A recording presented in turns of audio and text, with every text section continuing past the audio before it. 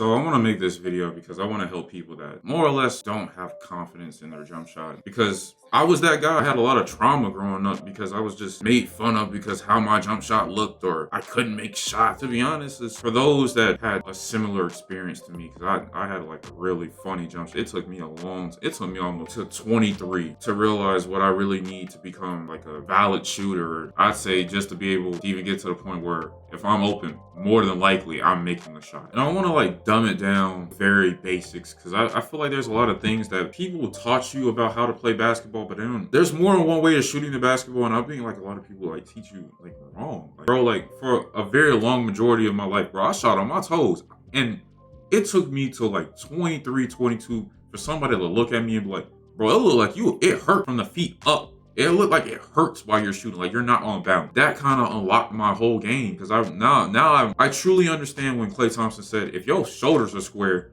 you can kind of make any shot. My belief is if you're on balance and you're relaxed, I think you can make 90% of your shots, honestly.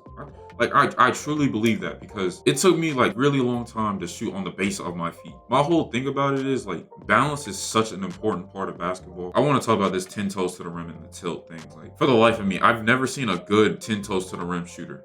I've never seen one. I haven't seen somebody that shoots 10 toes to the rim and shoots NBA threes at a really high clip. I just can't. I can't think of one. Me personally, I implement a 10-degree tilt because I just feel like it aligns my shoulder, my shooting hip, and my shoulder to the rim as close as possible without like doing an over tilt. Because like I've come to realize over the time, wherever your hip is aiming, that's probably where the ball's gonna go. And then with me, I used a lot of power. I realized as I was playing basketball, I bend my knees a lot. I come to realize that I was doing the right things, but I was doing too much of them. So you're kind of supposed to bend your knees, not really supposed to bend your knees that much. It's supposed to be like a natural bend. If you're, I would tell people if you're like actually focus on bending your knees, you're probably bending your knees too much.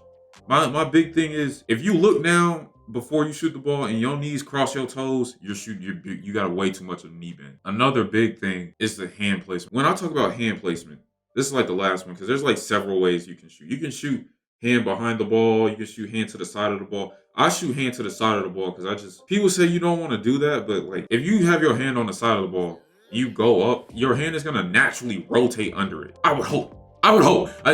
What's supposed to happen if your hand's on the side of the ball is your hand's gonna naturally rotate under the ball. So like the same action of having your hand behind the ball is going to happen by the time you get to your set point. In theory, it's quicker to shoot with your hand on the side of the ball and more powerful. It's more effortless to shoot with the hand on the side of the ball. It's basically a push shot. And say what you want to say, like a push shot actually is effective in a basketball game. Like Curry is a push shot, Trae Young is a push shot. A push shot is more effective than you would like to believe.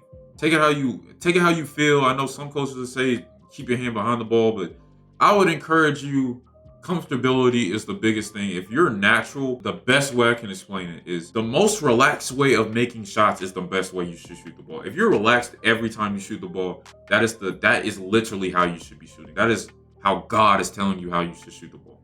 The last thing I would love to tell people is the mental part. Like the mental game, basketball is like so important because even if you have mechanics right, if your head isn't right, you'll just never be in sync. So I tell people my struggle was I had confidence issues. Like I wanted to validate people, and as soon as I realized to stop validating people because that means you're just giving people power. As soon as I stopped looking for validation in like the way my jump shot looked, I became significantly better. And then I started just like being happier in life. I can just correlate with life and basketball so much.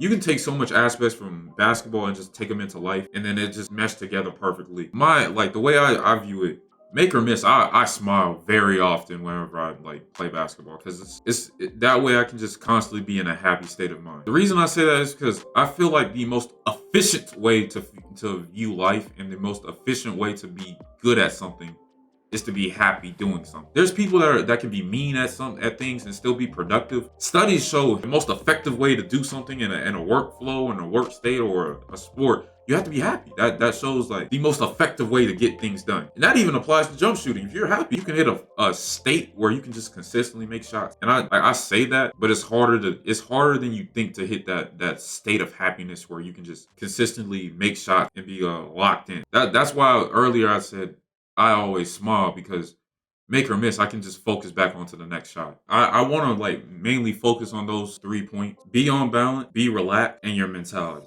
Be happy.